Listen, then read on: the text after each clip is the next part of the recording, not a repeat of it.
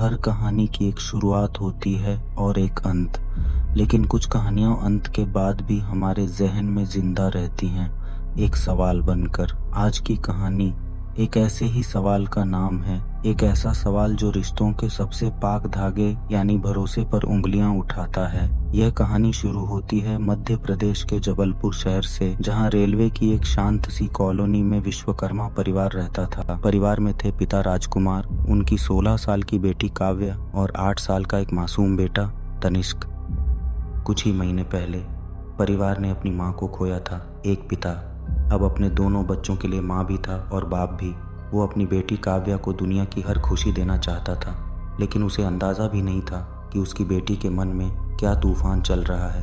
तारीख थी 15 मार्च 2024, एक आम सा दिन जो इतिहास में एक खूनी दास्तानों के रूप में दर्ज होने वाला था। जब परिवार का एक रिश्तेदार राजकुमार के घर पहुंचा तो दरवाजे पर ताला लगा था। एक अजीब सी खामोशी थी, एक ऐसी खामोशी जो किसी अनहोनी का पैगाम दे रही थी। फोन मिलाया गया पर हर फोन बंद था। दिल में घबराहट भरी और कुछ ही घंटों में घर के बाहर पुलिस थी। पुलिस को भी यह एक साधारण मामला लग रहा था, शायद परिवार कहीं बाहर गया हो। लेकिन जब कई कोशिशों के बाद भी कोई जवाब नहीं मिला तो जबरदस्ती जाने का फैसला किया गया। कल्पना कीजिए, एक कटार की चोट और दरवाज़ा टूटता है। पुलिस वाले अंदर दाखिल होते हैं। घर का सामान बिखरा नहीं था, यानी यह लूटपाट का मामला तो नहीं था, लेकिन घर में एक अजीब सी मौत जैसी शांति थी। तलाशी शुरू हुई। एक टीम पहले कमरे में गई, दूसरी टीम दूसरे में, और तभी किचन में एक अफसर की नज़र ज़मीन पर रखी एक प्लास्टिक के बंडल पर गई। वो बंडल किसी इंसान के आकार का था, धधकते दिल के साथ। जब उसे खोला गया तो सबके होश गायब हो गए। वो लाश घर के मुखिया राजकुमार विश्वकर्मा की थी। पूरे पुलिस डिपार्टमेंट में खलबली मच गई। एक पिता की लाश घर में और उसके दोनों बच्चे काव्या और तनिष्क गायब थे। पहली नज़र में यह अपहरण और हत्या का मामला लग रहा था। किसी ने पिता को मारकर बच्चों को अगवा कर लिया था। अब सबसे बड़ी प्राथमिकता थी बच्चों की तलाश करना। पुलिस घर का कोना कोना छान रही थी, सुराग ढूंढ रही थी, और तभी उनकी नज़र फ्रिज पर गई। शायद बच्चों ने डर कर खुद को फ्रिज में बंद कर लिया हो, शायद कातिल का कोई सुराग हो। एक अफसर ने धीरे से फ्रिज का दरवाज़ा खोला और अंदर का मंजर देखकर अनुभवी पुलिस वालों की भी आत्मा कांप उठी। फ्रिज के अंदर 8 साल के मासूम तनिष्क की लाश रखी थी। एक ही घर में 2 लाशें, एक पिता की और एक बेटे की, और बेटी काव्या अब भी लापता थी। शहर में यह खबर आग की तरह फैल गई। हर कोई उस लापता मासूम के लिए प्रार्थना कर रहा था। हर कोई उस कातिल को कोस रहा था जिसने इस हंसते खेलते परिवार को तबाह कर दिया था। पुलिस के सामने अब कई सवाल थे। कातिल कौन है, और सबसे ज़रूरी, काव्या कहाँ है, क्या वो जिंदा भी है? और तभी कहानी में ट्विस्ट आता है। मृतक राजकुमार के भतीजे के फ़ोन पर एक व्हाट्सएप वॉइस नोट आता है। ये वॉइस नोट लापता काव्या के फ़ोन से भेजा गया था। सबने कांपते हाथों से उसे प्ले किया। वॉइस नोट सिर्फ 4 सेकंड का था, जिसमें काव्या की डरी हुई, कांपती हुई आवाज़ थी, और वो कह रही थी, मुकुल ने पापा और तनिष्क को मार डाला। पुलिस के लिए केस एक झटके में सुलझ गया।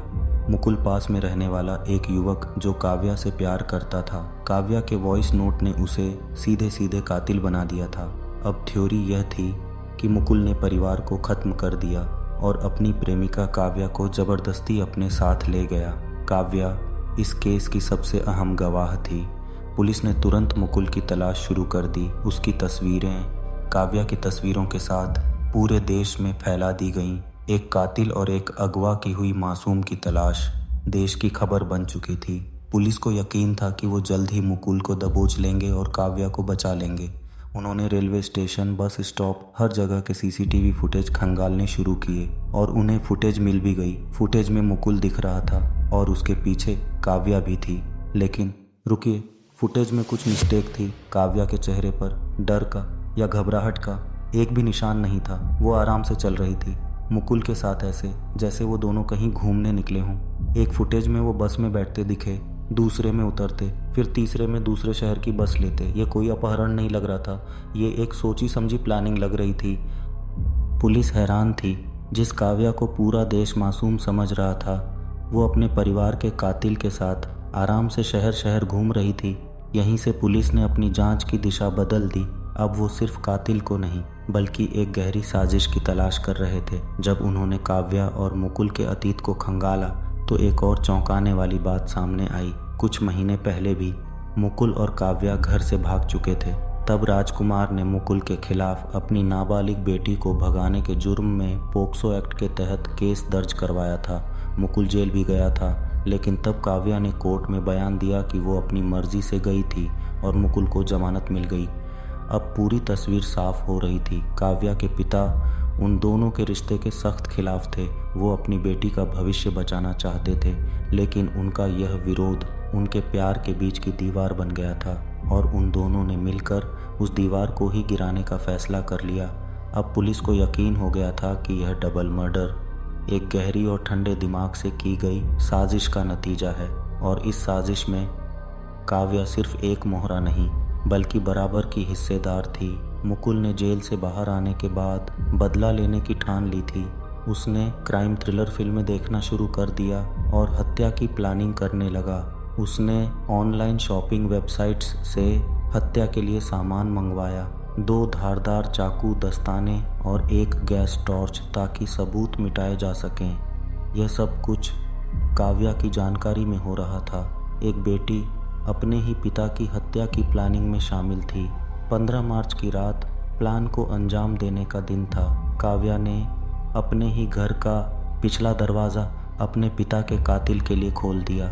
मुकुल घर में दाखिल हुआ और सुबह होने का इंतज़ार करने लगा। सुबह के करीब 7:30 को जब राजकुमार किचन में थे, मुकुल ने पीछे से उन पर हमला कर दिया। अपने पिता की चीख सुनकर जब 8 साल का तनिष्क जागा तो उसने वो खौफनाक मंजर देख लिया। इससे पहले कि वो कुछ समझ पाता या शोर मचाता, मुकुल ने उसे भी मौत के घाट उतार दिया। और यह सब काव्या अपनी आंखों से देखती रही। इसके बाद दोनों ने मिलकर लाशों को ठिकाने लगाया। पिता की लाश को प्लास्टिक में लपेटा और भाई की लाश को फ्रिज में छुपा दिया। उन्होंने घर में नाश्ता किया और फिर पुलिस को धोखा देने के लिए वो 4 सेकंड का झूठा वॉइस नोट रिकॉर्ड किया। यह साजिश का सबसे गंभीर दांव था।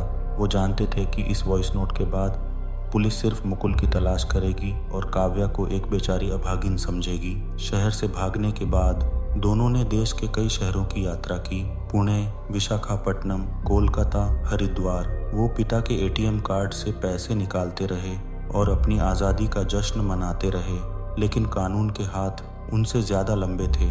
पुलिस ने उनके एटीएम ट्रांजैक्शन को ट्रैक करना शुरू कर दिया।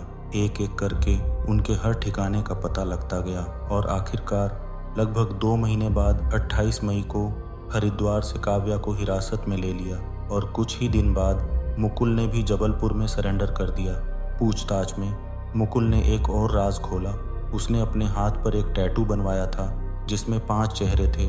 यह उसकी हिट लिस्ट थी। इस लिस्ट में काव्या के पिता, एक पुलिस अफसर और कुछ रिश्तेदार शामिल थे। आज मुकुल जेल की सलाखों के पीछे है और काव्या बाल सुधार गृह में। कानून अपना काम कर रहा है, लेकिन यह कहानी हमारे लिए कई अनसुलझे सवाल कर गई है। आखिर इतनी नफरत कहाँ से आई?